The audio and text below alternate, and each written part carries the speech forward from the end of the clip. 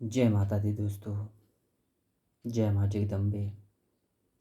आज मैं एक ऐसे विषय के बारे में आपको बता रहा हूँ जो अगर उस विषय को ना जाना जाए तो हम आध्यात्म से कई लोग आज तक दूर हुए हैं और ना जाने कितने आगे आगे से दूर होते रहेंगे। क्या आपने कभी सोचा है दोस्तों कि जो जितना ज़्यादा पूजा पाठ करता है उसको उतने कष्ट भी आते हैं, उसको उतने ज़्यादा कष्ट भी आते हैं। मैं ये मानता हूँ कि बगैर कष्टों के, बगैर समस्या के जीवन संभव नहीं है। लेकिन कई बार कुछ ज़्यादा ही कष्ट आते हैं, जो जितना पूजा पाठ करता है उसको ज़्यादा ही कष्ट आते हैं। इसका क्या रहस्य है? इसका क्या आलोक है? तो मैं आपको ये बताना चाहता हूँ कि जब हम पूजा पाठ करते हैं, जिसका भी आप पाठ करते हैं, हनुमान जी का पाठ करते हैं, माता जगदम्बे का पाठ करते हैं, भैरव जी का पाठ करते हैं, भोलेनाथ जी का पाठ करते हैं, विष्णु जी का पाठ करते हैं, किसी भी देवता का आप पाठ करते हैं, तो पाठ करने से पहले आप आसन पर बैठते हैं, माला से मंत्र जाप करते हैं और कोई पुस्तक भी हमारे सामने होती है, रियाल होती है। तो वो पाठ करता क्या है दोस्तों? उस पाठ का क्या काम है? आसन का क्या काम है?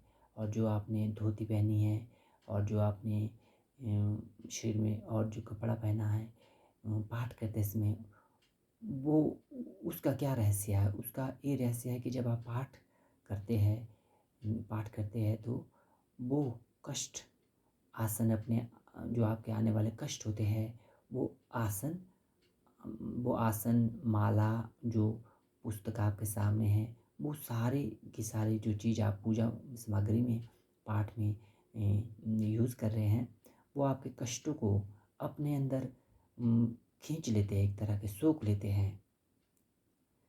तो मान लो आपने 1 तारीख से आप पाठ कर रहे हैं, तो हर 10-15 दिन के बाद वो नेगेटिव हो जाते हैं। मतलब उनका जो ऑरा होता है, वो बहुत कम होता है, उनकी शक्ति कम होती है, माला की शक्ति कम होगी, पाठ की पुस्तक की शक्ति कम होगी। क्योंकि पाठ करेगा क्या? आप पाठ कर रहे हैं तो करेगा क्या? कैसे कष्ट को आपके आने वाले कष्टों को दूर करेगा? वो उन कष्टों को अपने अंदर समाहित करता है, आपके ऑरा से निकाल के वो आपके कपड़े में आ जाएँगे वो कष्ट, आपके आसन में आ जाएँगे वो कष्ट, आपकी माला में वो कष्ट आएँगे, जिस रियाल के ऊपर आपने पुस्तक रखी है, उस रियाल में वो कष्ट आएँगे, उस पुस्तक में वो कष्ट आएँगे। अब सवाल ये होता है कि अब 10-15 दिन तक तो आपने एक एनर्जी से भरे हुए थे और अच्छे अच्छे काम कर रहे, फुर्ती से काम कर रहे। अब धीरे-धीरे आपकी जो काम करने की जो शक्ति है वो कम हो जाएगी। पाठ से आप दूर होंगे और आपको पाठ करने का दिल नहीं करेगा। जैसे पाठ करेंगे तो लड़ाई झगड़े होंगे, जबकि ऐसा कैसे हो सकता है कि पाठ कर रहा है कोई और लड़ाई झगड़े हो? कोई पाठ करने के लिए आपको घर घर में मना कर रहा है, क्यों? क्योंकि वो नेगेटिविटी उसमें आ गई है। अब उस पाठ का कोई औचित्य नहीं रहा, उसका कोई प्रभाव नहीं पड़ रहा, उसका कोई पॉजिटिव प्रभाव नहीं पड़ रहा है। मान लो कि एक बोतल 1 लीटर की है, वो 1 लीटर पूरी आपके कष्टों से भर गई है। अब जो कष्ट आ रहे हैं उस बोतल में, अगर उसकी कैपेसिटी 1 लीटर की है, तो अब जब आगे आगे के जो कष्ट है तो वो उसमें नहीं आ रहे हैं, उसका कोई प्रभाव नहीं पड़ रहा, कहने का मतलब ये है।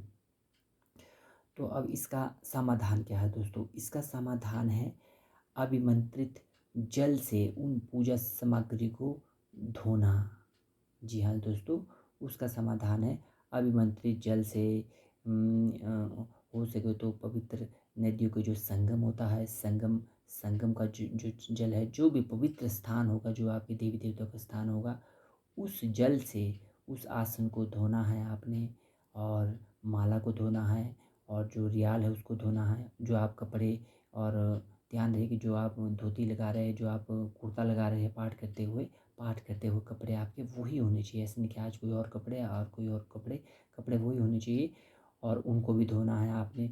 और जो जिस किताब से जो जिस की किताब का आप पाठ कर रहे हैं, हनुमान जी के पाठ का किताब के पाठ कर रहे हैं, कोई शिव जी का कोई पाठ है, कोई पुस्तक है आपकी, तो उस किताब के बाहरी जो आवरण होता है, उससे